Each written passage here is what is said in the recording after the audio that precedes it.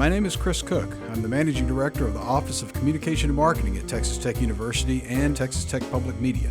Texas Tech University is full of great communicators, and together we hope to bring you perspectives and insight that can help you in your field. Communication is what we do every day, and it's intricately connected to our success and failures. This is Communicators in a Cart. Yehia Mechref is Director of the Texas Tech Center for Biotechnology and Genomics and a professor in the Department of Chemistry. Dr. Mechref and his colleagues are researching breast cancer cells that may have the ability to metastasize in the brain. He also is able to find balance between groundbreaking research and another rewarding experience teaching and guiding his students. Dr. Mechref. Hey, Chris. How you doing? I'm doing good. How about you? Good to see you. Good seeing you too. Just want to stop by, catch up a little bit. Sounds Maybe good. go grab some coffee. Yep. All right, let's do it. Have some coffee.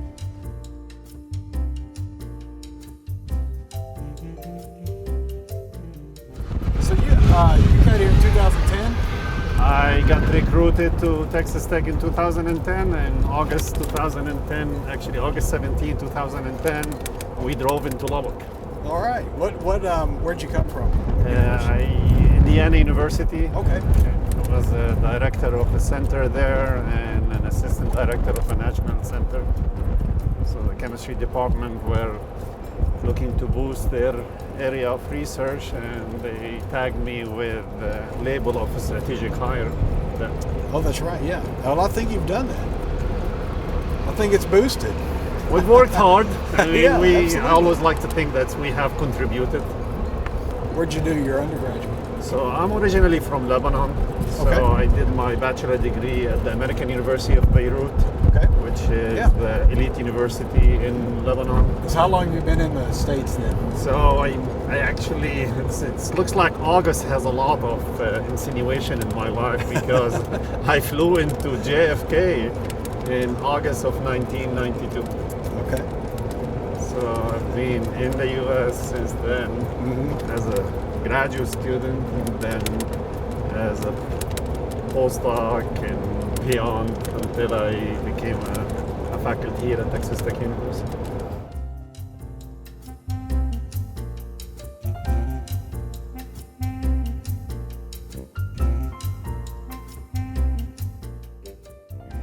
You run a lab.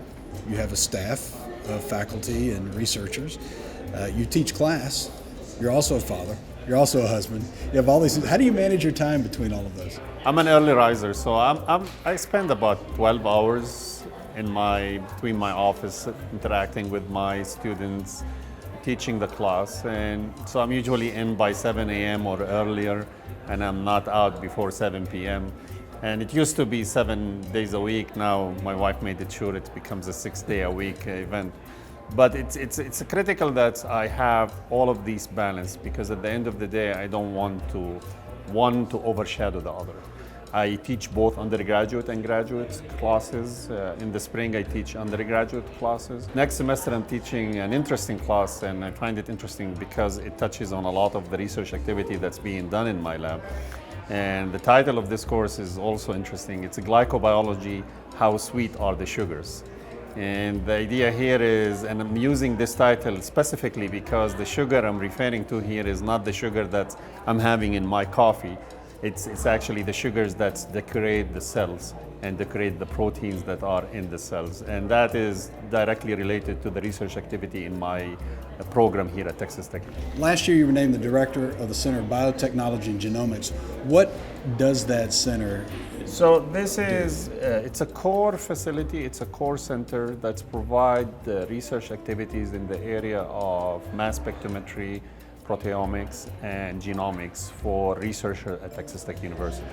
So it's a cutting edge research facility that's made available to faculty who need expertise in the area of protein analysis, protein characterization, gene analysis, gene characterization. Specifically, we are interested in understanding how breast cancer cells end up metastasizing in the brain.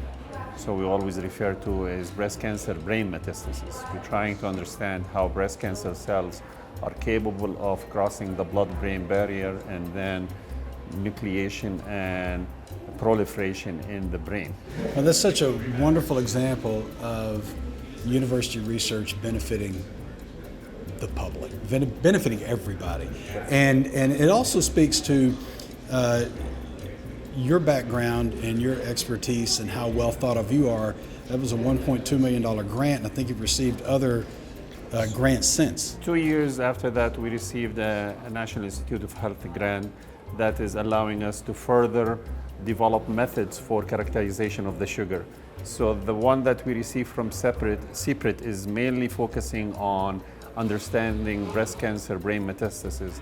The one that we received from the NIH was more focused on developing more cutting-edge methods that can be applied to breast cancer, but it can also be applied to other diseases. And we have lots of collaborators across the world where we are using the technology that's being developed in my lab in order to look at the molecular signature, not just of breast cancer, but other types of cancer. And then we also involved with other researchers that are actually interested in looking at the molecular changes associated with the trauma, brain trauma injury, TBI, which is something that's actually related to sports, for example. And how many hours do you say you have in a week?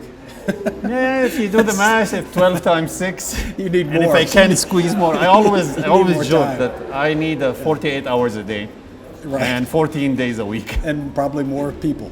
More people. Will always be happening. It's dynamic. It's exciting, and you know, when you are enthusiastic and you love what you like, what you do, yeah, it ends up being contagious. So those who work around you, they start catching that, and they start actually feeling the importance, and they become excited too Right. about what they do. Thank you so much, Dr. Mechref. You're welcome.